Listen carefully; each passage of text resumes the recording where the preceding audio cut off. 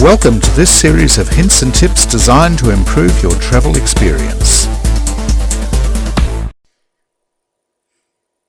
We have a question here from one of our clients who wants to know what's involved in having to change travel plans if that's necessary. We're all sometimes faced with having to change our plans at short notice, but would like to know what to do to make sure we don't get it wrong. First thing to look at is the reason for the change.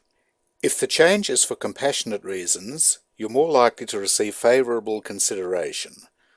These reasons could relate to sudden illness or death of you, another member of the travelling party, or perhaps a close relative. In these cases, the carrier will probably be prepared to look at options to assist you. How much will it cost? Ask your travel agent or carrier about the likely cost of your proposed change. These costs will depend upon a number of factors, which may include whether or not there are compassionate grounds, the conditions of issue of the ticket, and whether or not there are any flow-on effects of the change. This will generally provide the upper level of costs that might be involved. Does your case have merit? Every case will be considered on its merits.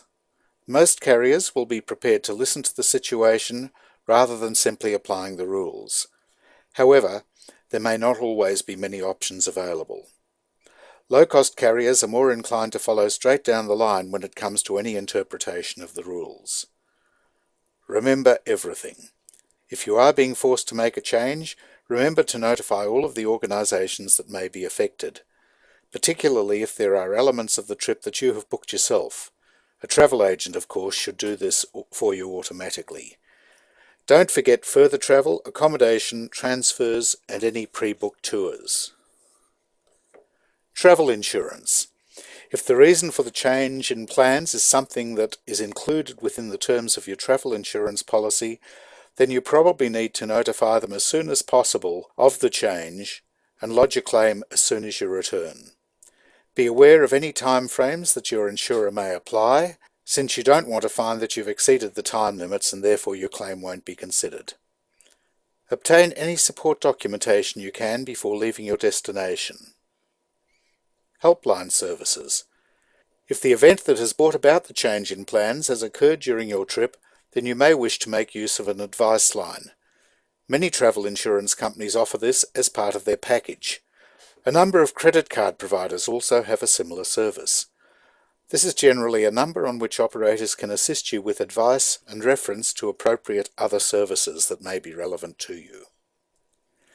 Consular services.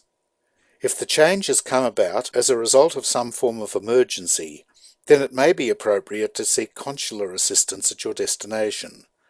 Your local consulate should be able to make use of a range of local contacts to simplify any red tape that may be causing you any problems.